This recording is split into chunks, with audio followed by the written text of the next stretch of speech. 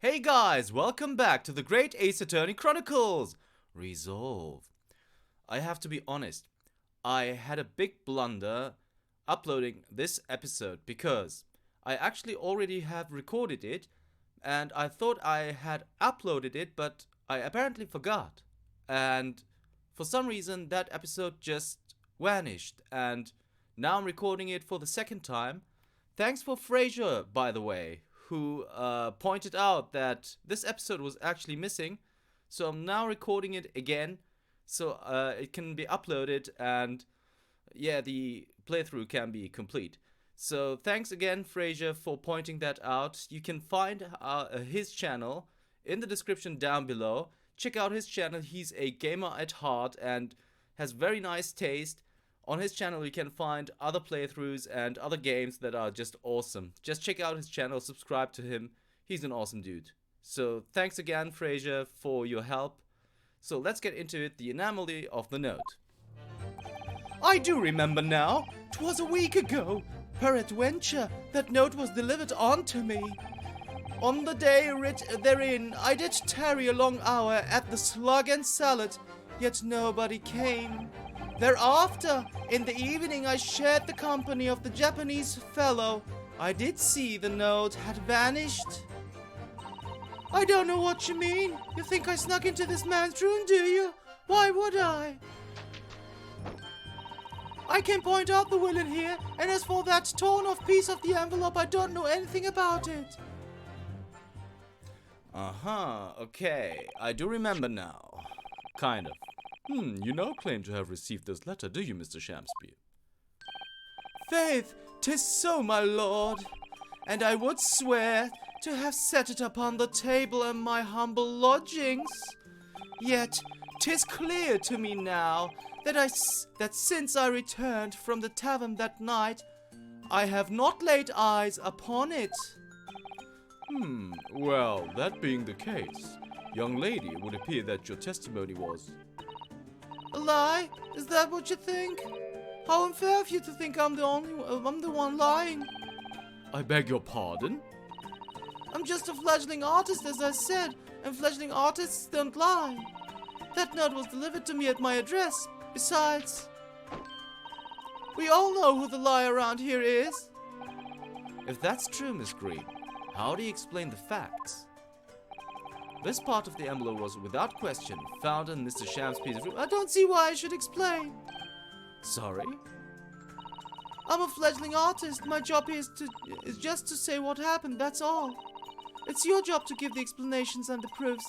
You're the fledgling lawyer. The fledgling will do his best. Evidently, my learned friend's cross-examination is our only hope of learning the truth. Well, counsel. I'm ready, my lord. Very well, then. The defense will now proceed with the cross-examination of the witnesses. Miss Green clearly did break into Mr. Shamspeare's room. There can be no question of that. And that's how she acquired the note. Yes, two facts that are starting to lead me to a possible explanation for all of this. And it's not a pretty one.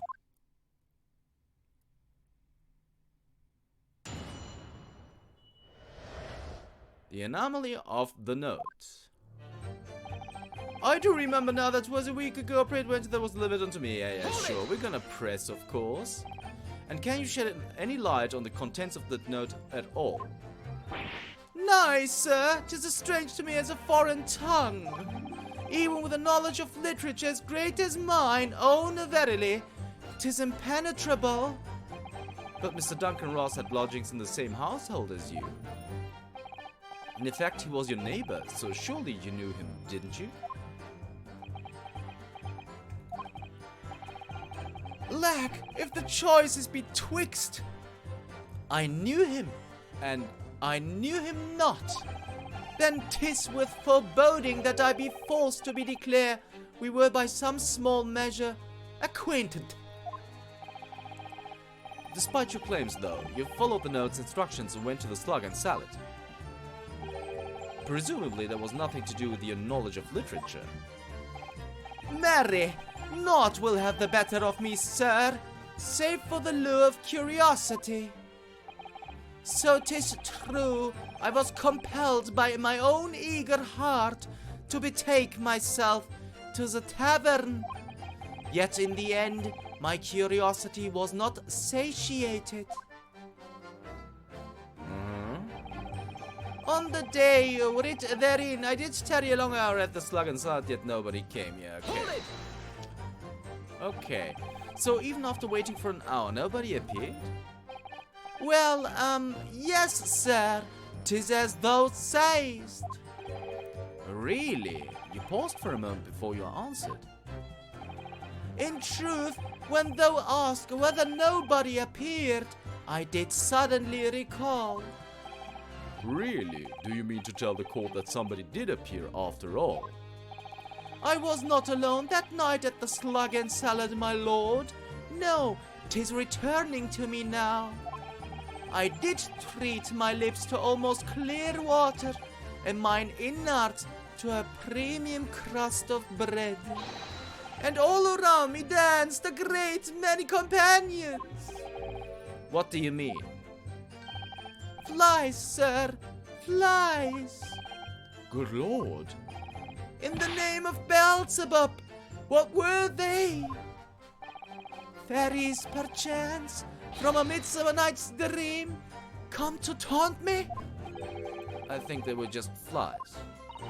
I can't help thinking that the flies ought to choose something more wholesome to buzz around. Is that wrong of me? No, it's not, Sasato-san. Thereafter, on the evening, I shared the company of the Japanese fellow to see the note that he vanished. Yeah, okay. When exactly did you notice it had gone missing? Such idle thoughts never occupied my mind. I'm busied with greater ideas. In other words, you didn't notice. Several days passed between your outing to the tavern and Mr. Natsuma's visit to your room. Yes, it would appear that the note disappeared sometime in the interval. Such idle thoughts never occupied my mind. I'm busied with greater ideas. And yet, during that time, Miss Green was comatose in hospital, was she not? Clearly, then, she couldn't have been stealing these things from Mr. Shamspeare's room. Yes, of course. It's all some sort of misunderstanding, isn't it, Mr. Prosecutor, sir? You have so far failed to give a satisfactory explanation as to how you came by the note. I am not here to advocate for your defense, madam. I won't tolerate inconsistencies in your story. You would do well to remember that. Oh, dearie me. What's Lord Van Zeek's getting at? I don't know what you mean. You think he snuck into this man's room, do you? Why would I? Hold it! It seems that this note was actually delivered to the Mr. Shamspeare about 1 week ago. Oh, does it? But for some reason, it ended up in your possession. I can't think of any way that could have happened except for your breaking into Mr. Shamspeare's lodging. Objection! But for what reason would the witness have done that? I won't deny that Miss Green's possession of the note would appear to defy logic. However, until and unless her involvement in this case can be proven in some other way, any further pursuit of this note is meaningless. Miss Green could only have come to be in possession of the note by stealing it from Mr. Shamspeare's room. And yet, there's no obvious reason why she would have done such a thing. What if there was some other reason she broke into his lodgings, though? Yes, we should pursue that idea, Mr. Naruhodo. We're close now. I can feel it. We're so close to a breakthrough.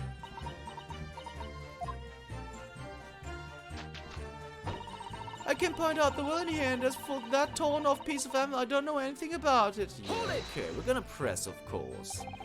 So you don't want to tell the court the truth about the letter, is that it?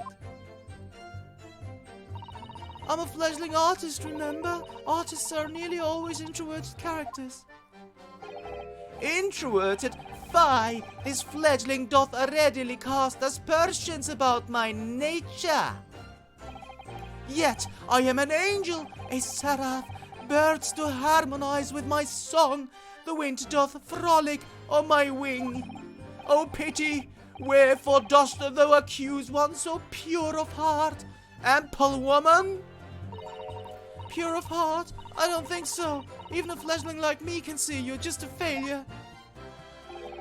Tragedy! Thou shalt not know the true heart of an artist until thine instruction hereafter by death. All the days, all the years, alas, to enlighten thee, thou must wait so long and in vain. Mr. Neruda, interject with some clever remark. This is your chance to shine. I'm no Shakespearean actor, Miss Susato. No, as far as I can tell, the only thing that's going to resolve this argument is evidence, yes. It's clear that Mr. Green did in fact break into Mr. Shamspeare's room, isn't it? And that's where she found this letter. Yes, two more or less foregone conclusions that lead me to one terrifying conclusion. Terrifying?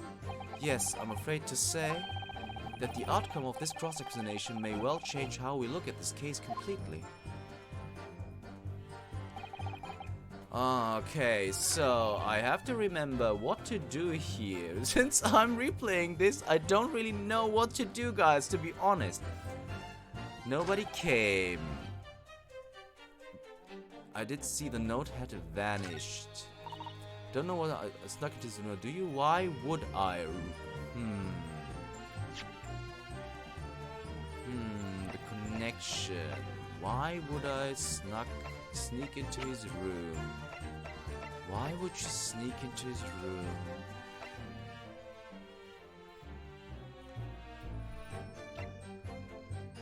Is it the bottle of poison? Objection! It was! I kind of remembered, guys. I'm really sorry, but she snuck in because... we're gonna see. So, I'm not gonna spoil it. Yesterday at the hospital, we saw you with this bottle. And though the contents spilt during the course of our meeting, a small quantity remained. According to the defense's independent analysis, Mr. Sholmes' chemistry said, the liquid that was still in the bottle was identified as strychnine. What? Strychnine?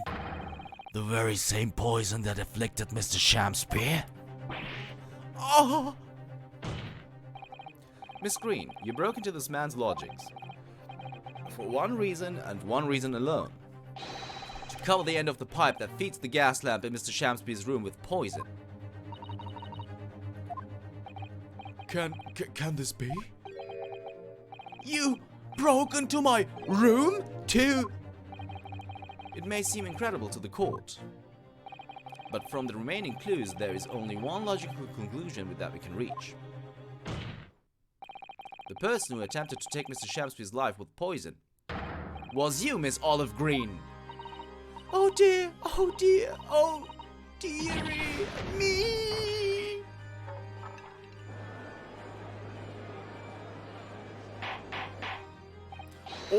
Order! Order! Counsel, are you seriously suggesting this woman put poison on the end of the gas pipe with the intent to kill? Yes, my lord. There's no other way to explain the facts. But if Miss Green did indeed set this odious trap 6 days ago, and the victim had put his mouth to the pipe that very evening as expected, the attempted murder would have happened 6 days ago, surely. Well, that's a very good point. Perhaps not, my lord. I beg your pardon? There was a significant police presence in the area that evening on account of the incident on Briar Road. Local residents were being interviewed throughout the night as part of the ongoing inquiry. A circumspect criminal would likely have chosen not to carry out any wrongdoing at that time. Lord Van Six? And of course, the following morning there was more activity at Mr. Shamspeare's address. More activity? Ah, yes! You mean his fellow lodger, Mr. Natsume, being arrested on suspicion of murder? That's right. And as the defense has already proposed, Mr. Shamspeare was meddling with the gas in the pipe for a very sinister reason himself. To cause the gas stove in Mr. Natsume's room to go out, thereby asphyxiating the occupant. But once Mr. Natsume had been arrested, his room was under constant surveillance by the police. In the circumstances, Mr. Shamspeare had no reason to blow air into the gas pipe. His intended victim being in a prison cell, with the need to tamper with the gas removed, the poison in the pipe lay dormant. And then, 3 days ago now, the situation changed again. Right! Mr. Natsume's trial, which took place here at the Old Bailey, came to an end. The trial in which the man stood accused of stabbing Miss Green in the back, but was duly acquitted. That resulted in Mr. Natsume returning to his lodgings for the first time in 2 days. And that very night, his gas stove mysteriously went out, and Mr. Shamspeare was mysteriously poisoned.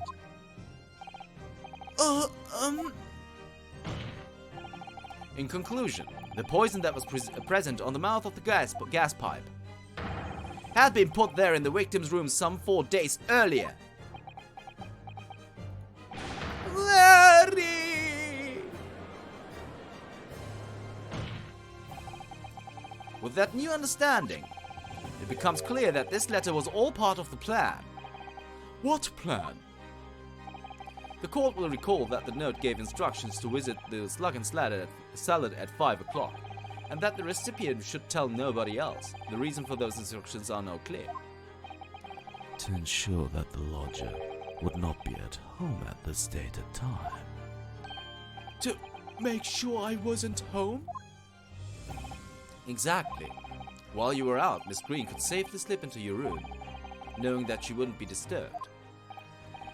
You mean to say that a letter Was written by Miss Green? Yes. And in order to cover her tracks, she took it away with her when she left.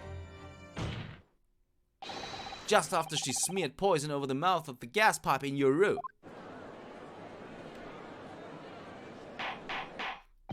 Order, order! What do you have to say for yourself, witness? Just who are you? Why did you try to kill me? Miss Green's motive should be obvious. It's all tied up with someone whose name we've heard several times already during the course of this trial. So, that's what's behind all this. You will share your apparent understanding with the court, please, counsel. Which person is behind this woman's motive for the attack on the victim's life?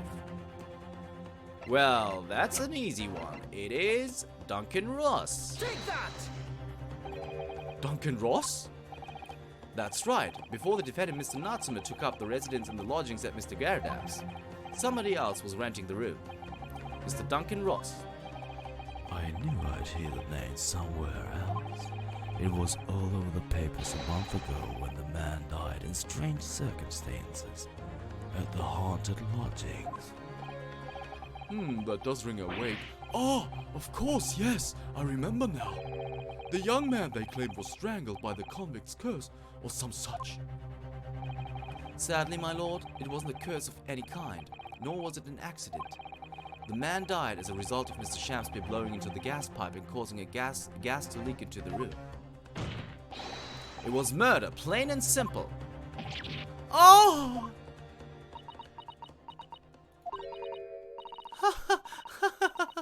Oh, well, what do you know? The world is so unfair. Curses, curious death, that's all people care about.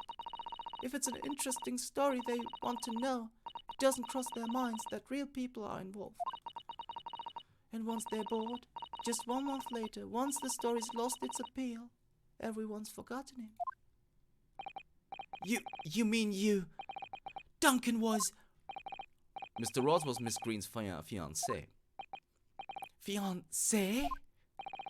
You may not have known until now who Miss Green really is, Mr. Shamspeare. But she's known exactly who you are all along. Because you're her sworn enemy. The murderer who took the life of the man she was to marry. Marry? Miss Green, is it not the case that in order to exact revenge on Mr. Shamspeare, you smeared poison over the end of the gas pipe?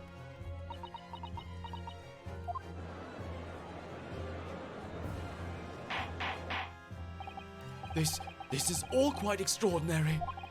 Am I correct in my understanding that you now accuse both parties, counsel?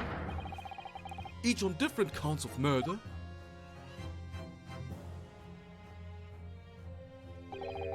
Yes, my lord, that's correct. Objection!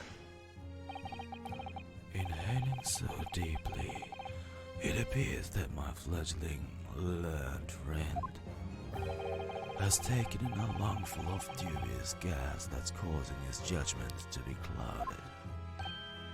What? Why would Mr. Shamspeare have wanted to kill these lodgers, as you say?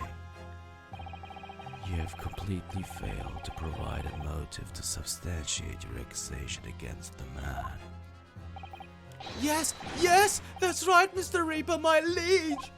I have been slighted. 'Tis lies, all lies. I deny every utterance. And you'll have to forgive me, Mr. Naruhodo, sir. But I don't intend to admit to anything either. Miss Green, I'm sure you'll think I'm being very rude, but I'm not going to be sent to the gallows for the likes of this scoundrel. Objection! but you broke into the man's room. If you didn't do it to smear poison on the pipe, what was your reason? I thought I'd have a look around, that's all. Sorry? You're right, I suspected him.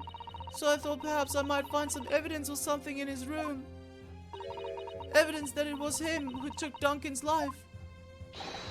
Oh, vileness! Oh, villainy! Oh, tyranny! Oh, rotundity of woman! But in any case, whenever I leave my room, I do turn the key in the lock. That whole place is falling apart. The locks on the doors are no different. Duncan showed me once how to unlock the door with some turps and a piece of wire. Oh, awfulness! Oh, artfulness! Oh, tyranny! Oh, profanity of a woman! We will consider your trespassing on some future occasion. But for now, tell the court what you found, what evidence your search revealed. Well, I spotted the note that I'd sent him lying on the floor. When I went to pick it up, I noticed something. One of the floorboards was loose, and underneath it I discovered a secret hiding place. Ah! Yes, we also discovered that hiding place. Inside we found a newspaper cutting, a photograph, and an empty tin box. Ah, yes, well the thing is, when I found it, the box wasn't empty. What? There was something in it? Yes. This rather nice key. Oh! What are you doing with that? What the? Every ounce of color has drained from his face. Give it here! Give it to me now! It's mine! I inherited it! What was that, witness? What did you say? You inherited it? No, What's all this about? He inherited that key? It was obviously important to you since you'd gone to such lengths to hide it, so I took it. I don't know what it's for, but you took something precious from me, so I took something precious from you. So what if it means you can't open something now? I don't care. Give back this minute! Give it to me! Calm yourself, witness. So Mr. Shamspeare has tried, and in one case succeeded, to take the life of 2 lodgers now. Yes, his motive for doing so is the key to everything that's happened. It's true that there appears to be no motive to support the accusation against Mr. Shamspeare at first. But considering everything we know, I think there is actually something that could explain it. What? I need to recall every piece of evidence at our disposal, everything we've seen and heard. Because I'm sure that I just caught a glimpse of the link that runs through all of these events. In that case, counsel, I must demand that you present evidence to the court in support of your claim. What is that you say can explain the motivation for Mr. Shamspeare's alleged crimes? Ooh, what was that again? It must be this. That's an official police report, is it not?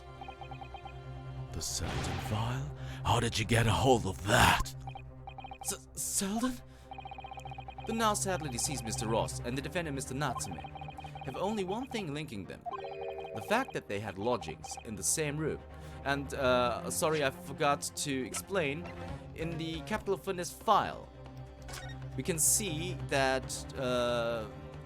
Selden died in prison, only with his cellmate.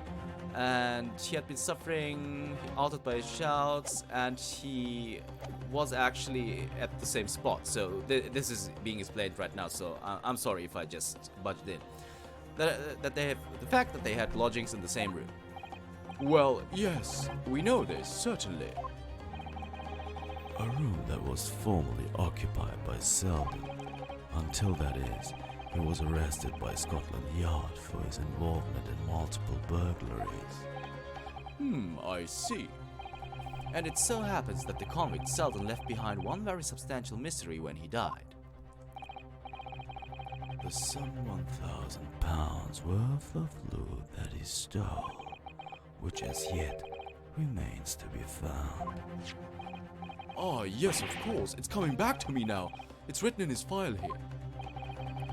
£1,000 lost en route to hell. That was how the papers summed it up.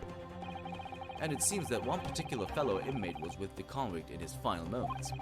It's not hard to imagine Selden entrusting that inmate with his most closely guarded secret, the location of the stolen loot, and perhaps a key, to unlock whatever container the valuable were in. You mean this key is? Mr. Shamspeare, it was you, wasn't it? You were at the capital offender's side when he died, were you not? What are you talking about? 'Tis false charge, I tell you, a false charge. The name of the inmate who was with Selden at his death isn't noted in this file, but a simple telegram to the prison where he died would quickly tell us how false the charge really is. But even if it's true, why would the man be so intent on killing every subsequent occupant of the convict's lodgings? There's only one explanation for that, my lord. It was in that very room that Selden hid his loot.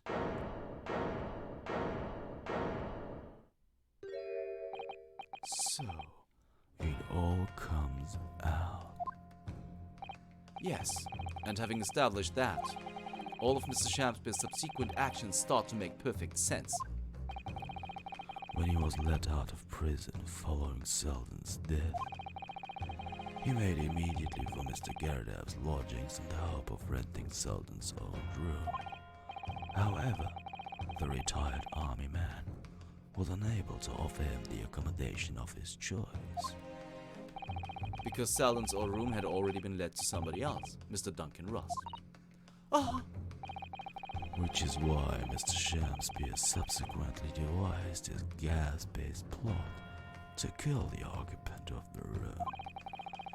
And when he was successful, he presumably intended to inquire about switching into the newly vacant room. However, a certain jittery someone had beaten him to it. Mr. Soseki Natsume, the defendant of this case no less? So you decided to use the ploy with the gas again, didn't you, Mr. Shamspeare? This time to oust Mr. Natsume. All for one simple and very voracious reason. To get your hands on the £1,000 of loot left behind by the dead convict.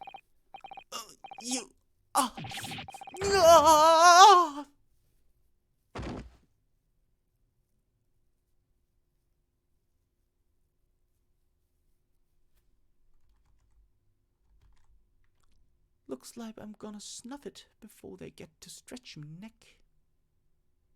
Listen, I want you to have me loot. Anything to stop the coppers getting their mitts on it. It's in the room where I was lodging when they got me. This is the key to it. Take it. Always stay one step ahead, mate. See you in hell, I guess. Shamspeare.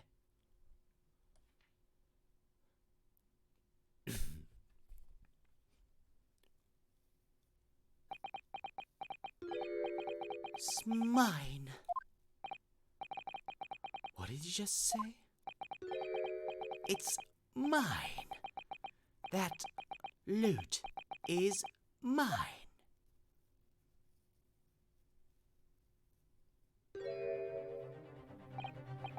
Mr. Shamspeare, it's all lies. I don't accept any of it. Why should I?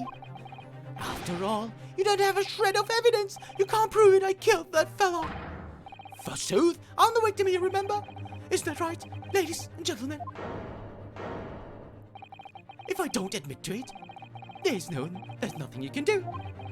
You can't arrest me. For the time being, anyway. Weirdly, you can't arrest the victim, can you? Isn't that right, ladies and gentlemen? I'm so close. I just need a few more hours. I swore to myself that I'd get my hands on it, and I can almost taste it now. Do you really think I'd just give up? There's no question in my mind now. This man is guilty through and through. But he seems so utterly intoxicated by the air of that loot. I'm afraid that however hard you press him, he'll never admit what he's done, Mr. Naruto. There is a way. Pardon? There's one way I can finish him. No. He's already committed the most heinous crime to get his hands on that loot, which means all we need to do is find it first. Fine plan. Were it not for the fact that the police thoroughly searched the room following the death of Mr. Ross. If it's there at all, it must be very well hidden indeed. Without conclusive evidence, I certainly cannot rule. If only there was some way we could find the convict's loot quickly. This is the final piece in this complex puzzle, but I think we might have it on our possession already. Or rather, I think we may well have something that can help us find where the loot is hidden. My lord, Yes, counsel. the defense would like to make a proposal about how to find the late convict's hidden loot. I believe we are already in possession of something that could give us a clue as to its whereabouts. It's our last chance, so it has to be worth a gamble. Besides, we've used the same technique once already, and it definitely paid off then. Very well then, counsel. Let the court hear your idea. What do you propose we can use in order to locate the hiding place of the deceased convict's hall? Hey guys, it's me again. Sorry to cut you off so quickly, but I forgot that I have to stop here. And I just kept playing because, yeah, you know me, it was just too much fun, although I already had done it.